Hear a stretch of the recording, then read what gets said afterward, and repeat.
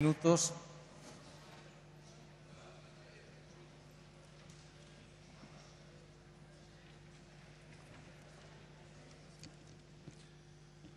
Señorías, hoy tenemos que presentar por parte del Grupo Popular nuestra posición con respecto a la proposición no de ley que ha presentado Unión, Progreso y Democracia. Corrupción y regeneración democrática. El señor Marcos Ayo dice que para que pueda existir regeneración democrática tenemos que luchar contra la corrupción. Y nosotros pensamos que es al revés. Para poder luchar efectivamente contra la corrupción tiene que haber primero una regeneración democrática. Desde la transición, los partidos políticos se supone que su cometido constitucional ha sido el encauzar la opinión pública, el dar cauce a la participación política. Su artículo 6 lo consagra. Y ahora nos encontramos, después de 35 años, que estos partidos políticos, en vez de hacer eso, se han transformado en el segundo problema para los españoles. Desde luego, algo estamos haciendo mal y lo estamos haciendo todos. Y podemos hacerlo bien. No creo que la descalificación general de la política sea el camino para conseguir ni la regeneración democrática ni para poder luchar efectivamente contra la corrupción. Porque al final es la propia política la que tiene que generar esos recursos contra la corrupción y, habiéndola descalificado generalmente, hace esto imposible. ¿Cuáles son los principales factores que influyen para que en España los ciudadanos perciban a la política, a los políticos, a los que estamos aquí, a los que están en la carrera de San Jerónimo o en los que están en los ayuntamientos, como un verdadero problema en relación con la corrupción? Pues yo creo que no se han analizado por los anteriores intervinientes. Creo que hay 4 cuestiones que son esenciales y que hay que recordar. La primera de ellas es la financiación de los partidos políticos. No nos olvidemos que los escándalos de finales de los 80, principios de los 90, en los que se vio inmerso buena parte del gobierno socialista de entonces, parece que trajeron causa de las financiaciones de las campañas, primero de la OTAN no y luego de la OTAN sí, por supuesto. Que eso generó unas dinámicas que acabaron como acabaron en aquel momento. Y esto ha podido producirse también en otros casos que han afectado directamente al Partido Popular. No voy a ser yo de los que diga que solo en el Partido Socialista. Ahora, también tengo que recordar que cuando abandonó José María Aznar la presidencia del Gobierno, la institución a la que hace referencia y a que trae causa de buena parte de la proposición no de ley, Transparency International, España estaba en el número de 22. Cuando se marchó el señor Zapatero, estaba en el 40. Así que no todo es igual. Y no lo decimos nosotros, lo dice una institución internacional. Por tanto, en el tema de financiación tenemos que replantearnos cuáles son las fórmulas mediante las cuales controlamos cómo se financian los partidos. Y quizá ahí haya que hacer cambios legales pertinentes. En segundo lugar, algo que se estudia desde principios del siglo XX. Hay un estudio importantísimo de lo que se hizo en base al Partido Socialdemócrata Alemán, pero que sirve para todos los partidos, lo hizo Michels, sobre la oligarquización que se produce en los aparatos de los partidos. Esto también ayuda a la corrupción. Ayuda porque se generan unas fidelidades que impiden los controles. Y esa fórmula se ve aupada por el sistema de partidos que ahora mismo tenemos en España y que, creo que debemos decirlo, se nutre de unas dificultades a la hora de reformarlo importantes. Por ejemplo, el Partido Popular ha traído aquí una propuesta para reformar la ley electoral o incluso para reformar el estatuto y el número de diputados, algo que creemos que es una demanda ciudadana, y no hemos encontrado ayuda por parte de los partidos políticos. En una parte sí, por parte de UPyD, y hay que decirlo. en la reducción del número de diputados de esta Cámara. Pero en otra parte, que es la reforma electoral importante, porque otra y la tercera causa que voy a referirme, aparte de la oligarquización de los partidos políticos y que está emparentada directamente con ella, es la distancia enorme que existe entre los electores y los elegidos en todas las instituciones, y quizá se pueda salvar más las instituciones locales, que tienen una cercanía con el ciudadano que sí hace al elegido conocido por su elector, cosa que no sucede ni con la mayoría de los diputados nacionales, ni con los senadores, ni con los diputados autonómicos. Yo creo que estas tres cuestiones son de las que nos debiéramos ocupar, porque esta es una cuestión de Estado, no es una cuestión de gobierno. Y las cuestiones de Estado necesitan un amplio consenso, no una PNL voluntarista que pretende sacar un titular para un día. Quizá los cuatro partidos nos debiéramos sentar y pensar cuáles son las fórmulas para intentar, en esta Asamblea de Madrid y en esta Comunidad de Madrid, limitar las posibilidades de la corrupción y regenerar la política.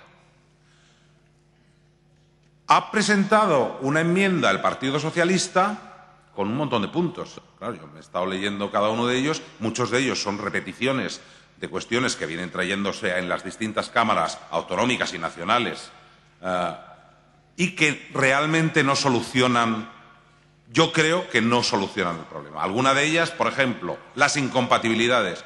Mire, las incompatibilidades no han solucionado nada. A veces han creado un problema que no se buscaba. Recuerdo perfectamente en los años 80 cuando se hicieron unas incompatibilidades durísimas para los catedráticos de universidad y se despoblaron las facultades de Derecho, Medicina e Ingeniería porque, por supuesto, los catedráticos importantes de Derecho y Medicina estaban ejerciendo también como abogados y como médicos y se les hizo incompatibles. Y eso fue un error que fue en contra de la propia universidad, fue en contra de la excelencia que había en la universidad en aquel momento, y no se remedió uno de los males que tenía esa universidad, por ejemplo, la endogamia. Endogamia, que es también otra de los problemas que tienen actualmente los partidos políticos.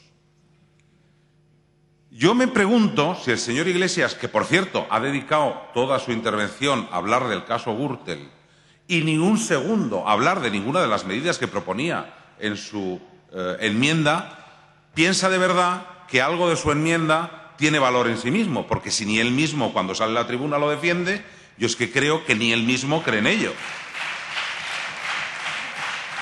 Uno de los que más me ha llamado la atención es la creación de un código ético.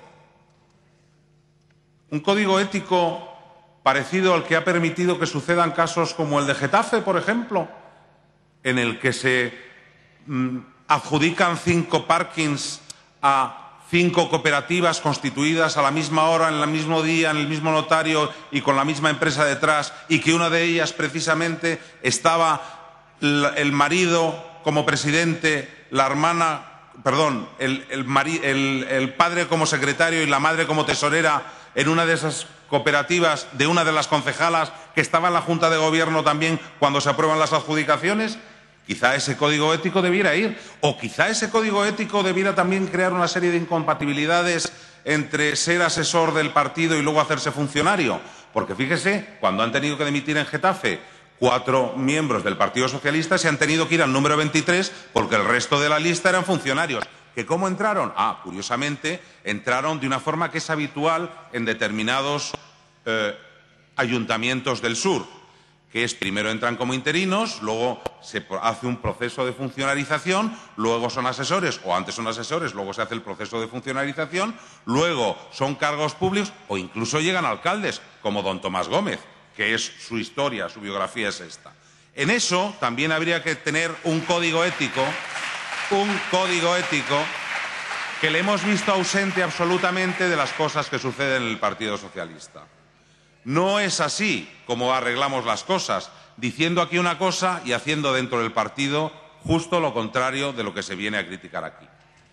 Nosotros creemos que hay 2 fórmulas o 2 cuestiones esenciales que van a facilitar la regeneración democrática y que no se citan ni en la proposición no de ley ni en la enmienda que presenta don Óscar Iglesias.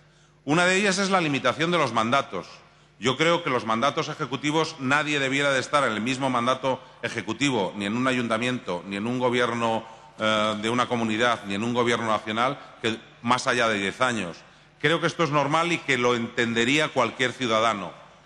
Creo que eso es algo que debiera de entrar en cualquier intento de regeneración democrática.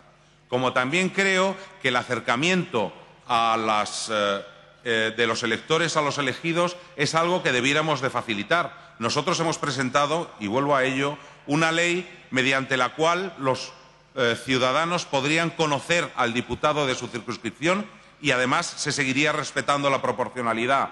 Esto permitiría que el ciudadano se sintiera mucho más identificado con una política que hoy desprecia y muy probablemente tiene razones para ello.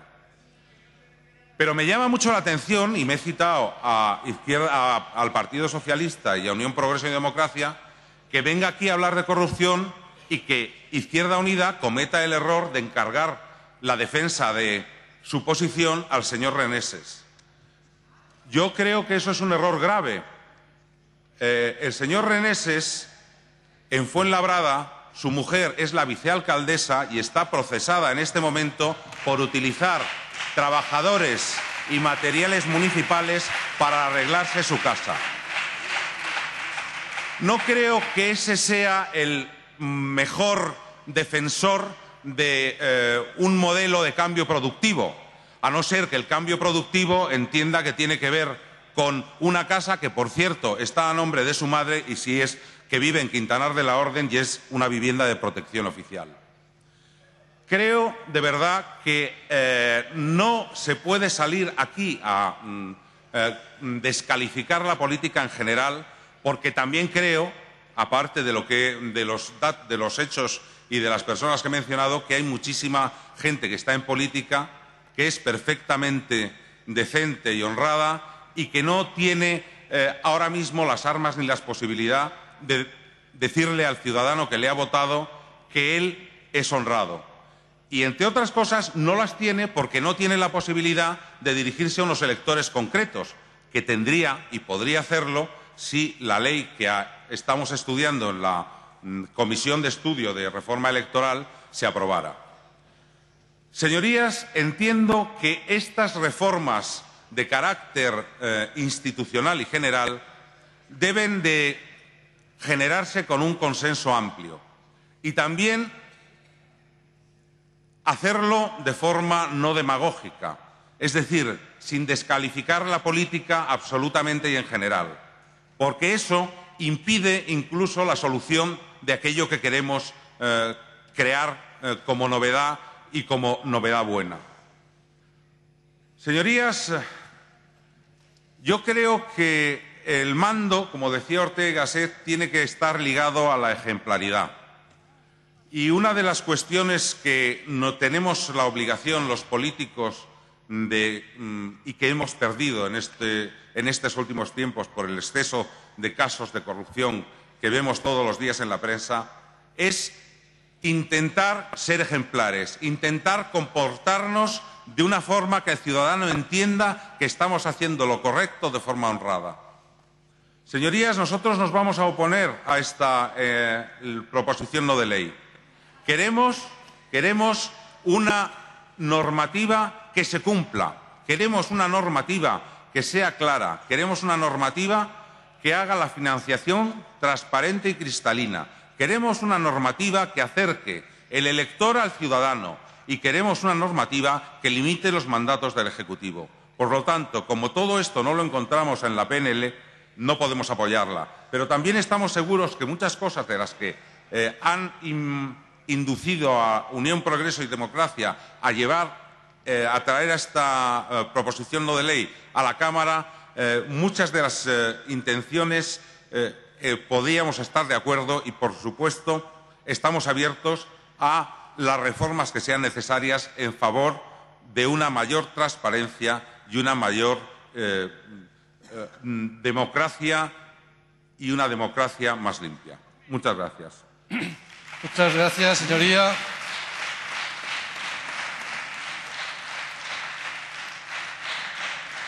Concluido el debate.